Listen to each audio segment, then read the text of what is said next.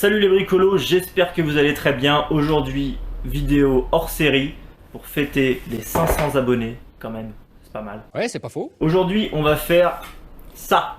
Mais qu'est-ce que c'est? Qu'est-ce que c'est que cette matière? C'est un boomerang. Donc on va voir un petit peu l'historique du boomerang, le phénomène physique aussi qui s'applique tant qu'à faire. On fabrique quelque chose mais autant apprendre des choses en même temps. Alors pour commencer, j'aimerais vous remercier tous infiniment. On a passé la barre des 500 abonnés, donc c'est un cap qui pour moi est énorme parce que quand j'ai commencé, je pensais même pas arriver à 100 abonnés. Donc même si ça a été long, franchement merci vraiment à tous. Pour l'occasion, j'organise un petit concours, donc restez bien jusqu'à la fin de la vidéo pour savoir de quoi il s'agit. C'est bientôt le début de l'été, donc c'est vraiment la période idéale pour sortir un peu de chez soi, aller se trouver un parc, un terrain vague où il n'y a personne et s'éclater avec son boomerang. Allez, c'est parti, on y va.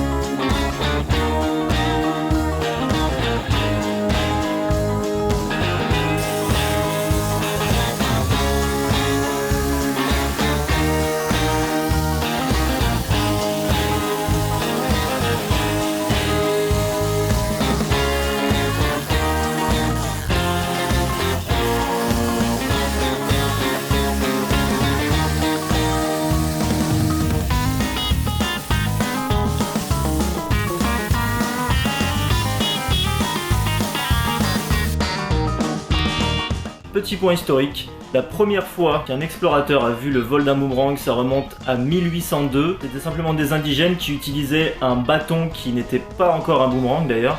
Ça s'appelait un bâton de chasse, un bâton de jet, soit en bois, soit en os, avec une forme un petit peu aérodynamique pour le faire tourner sur lui-même et augmenter sa portée, qui était de l'ordre de 150 mètres. Donc le boomerang est un dérivé de cette arme-là et était conçu pour chasser principalement les oiseaux. Aujourd'hui, le boomerang est utilisé principalement en tant que loisir et également il y a des compétitions. Le boomerang sportif existe depuis quasiment 50 ans. Les premiers clubs et les premières fédérations sont apparus en Europe, en Australie et aux États-Unis dès les années 70. Et paradoxalement, la pratique du boomerang en Australie reste très impopulaire, sans doute en raison des attaches avec le peuple aborigène.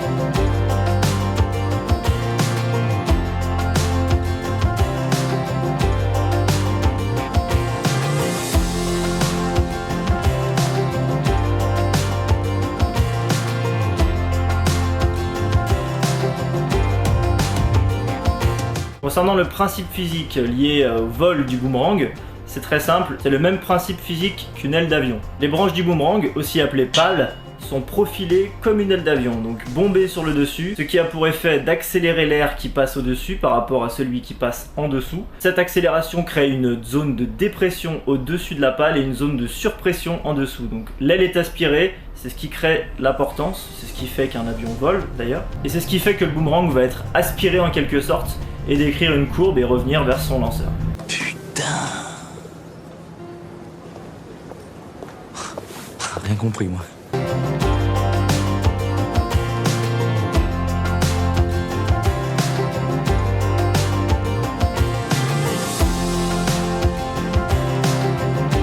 C'est parti pour le test en extérieur.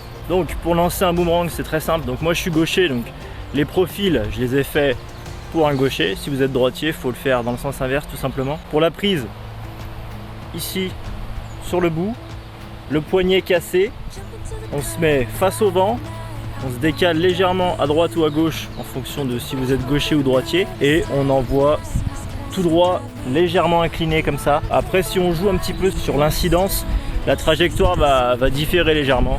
Donc après c'est à force d'essais, d'erreurs, etc. Vous verrez directement si le boomerang revient plus ou moins proche de vous, quoi. Allez on y va, c'est parti. And I'm so lucky to be yours. And you're taking me high. Ain't nobody like you. I'm not coming down. Ain't nobody like you. I could go. Oh putain. Ah il a atterri en plein sur le micro. Là, je crois que le test est concluant, hein. Pour revenir il revient. Il n'y a pas de souci. Ça qui est vraiment frappant, c'est la manière dont vous allez le lancer. Va définir comment il va revenir, s'il va revenir à côté ou loin, si vous pourrez le rattraper ou pas. Il n'y a pas uniquement le modèle, ça joue effectivement, mais il y a aussi le vent. S'il y a trop de vent ça va être compliqué, s'il n'y en a pas assez il va avoir un petit peu plus de mal à revenir vers vous. Et l'angle d'incidence au niveau du lancer, si vous le lancez complètement droit comme ça, il n'aura pas du tout la même trajectoire que si vous le lancez à 45 degrés. C'est à vous d'essayer, vous verrez. Je rappelle que c'est un sport quand même, hein.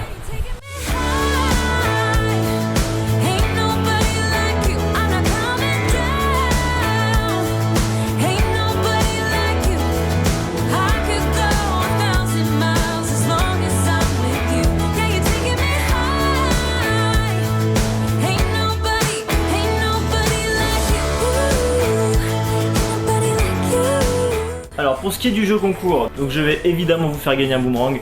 Ça ne sera pas celui-ci, parce que celui-ci est pas très joli, c'était c'est le boomerang de test. Je vais faire un boomerang à 3 pales, qui sera beaucoup plus stable, beaucoup plus facile à lancer pour les débutants.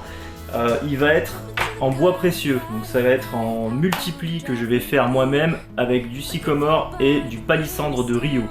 Donc ça va être, je pense, vraiment très très joli. Pour participer, c'est très simple. Donc vous devez vous abonner évidemment, liker la vidéo et laisser un commentaire avec écrit « Je participe ». C'est très important pour le tirage au sort. Et le tirage au sort aura lieu dans un mois. Vous retrouverez toutes les infos dans la description. Merci à tous d'avoir regardé la vidéo jusqu'à la fin. Je vous souhaite une très très bonne semaine à tous. Bon courage et à la prochaine. Salut!